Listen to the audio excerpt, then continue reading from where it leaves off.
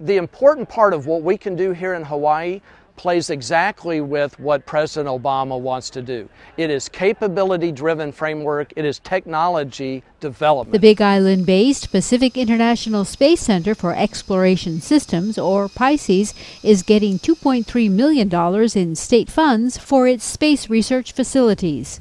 The news was announced at a press conference on Tuesday. $1.8 million will go towards the expansion of PISCES aerospace technology testing facilities, and another $500,000 will go towards the center's operations.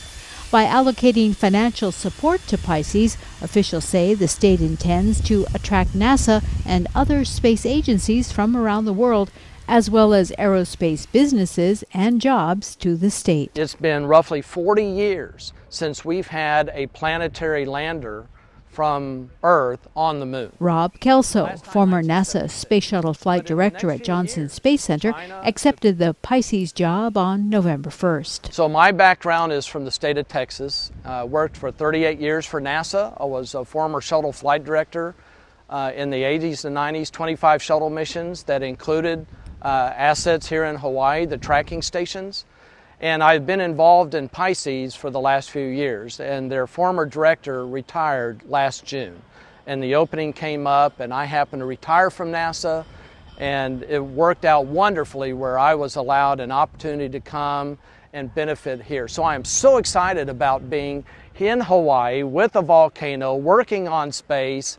It's just a tremendous opportunity, and I'm so excited about being in Hawaii and learning the culture, learning the history. But in the next few years, China, Japan, India, Russia, European Space Agency, plus the private sector in the Google Lunar X Prize are making a campaign to go back to the moon beginning in 2013.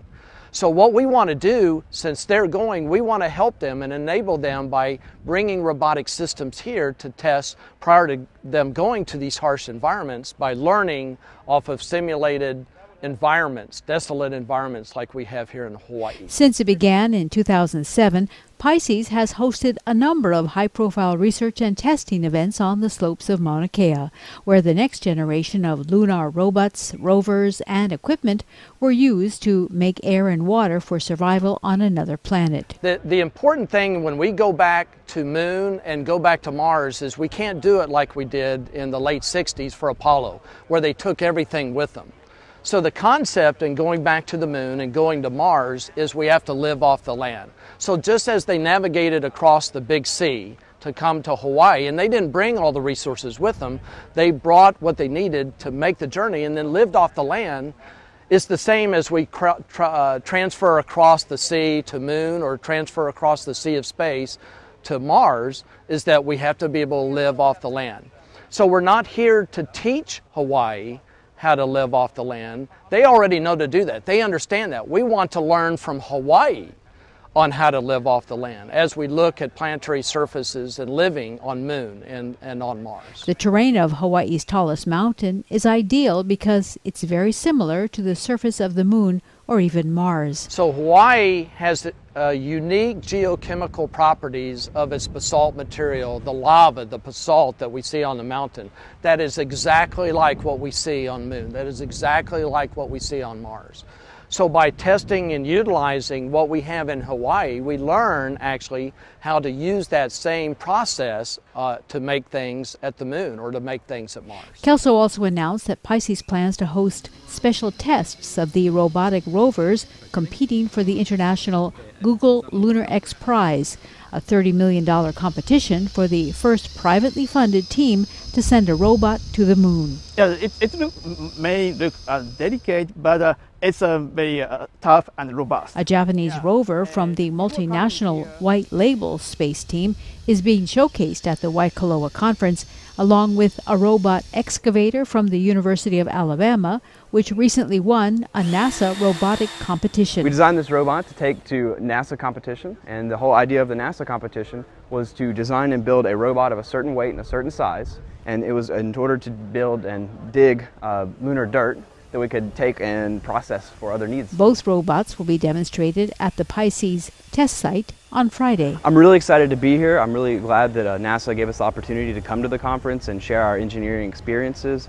It's really neat to see how we fit in the process of developing human interactions with other planets, and how we're going to go live and move to other planets and set up bases and explore the universe. In all my shuttle missions that I did at NASA, they were all first of a kind. They had never been done before. They were extremely challenging. Nobody knew how to do that.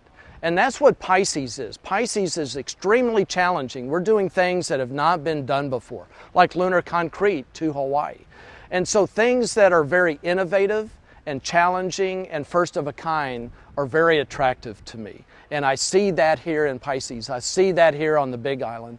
I see that here in Hawaii. After 5 years under the University of Hawaii Hilo, the PISCES program was transferred to the State Department of Business, Economic Development, and Tourism in 2012. It's to bring in investment into our economy. It's to help to create these spin-off technologies that will help to benefit all of us, and especially food security, water security, renewable energy. And there's a statewide impact. There'll be activities going on across Hawaii of different aspects. The idea is, let's get the activities where they're suited. Any kind of manufacturing stuff will be in Oahu, not on the Big Island. R&D will be the focus on the Big Island, which fits into the environment and the community and the people, as opposed to these other activities which are better suited in other areas of the islands. The whole idea is the state wins across the board, whether you're kapa'a or ka'u. So the benefit to Hawaii is a couple-fold. One is initiatives that we're working on. We want to be able to tie back into education and jobs. Economic development is one. Secondly, in areas like in lunar concrete, if we could use the indigenous material here, it's less contamination to the island. It's less imports to the island. It is to the benefit of Hawaii in that they can use things that only Hawaii can do. And so what they get out of that is roads made out of lunar concrete. They get sidewalks made out of lunar concrete. And it represents, even in that area, jobs, job creation, economy.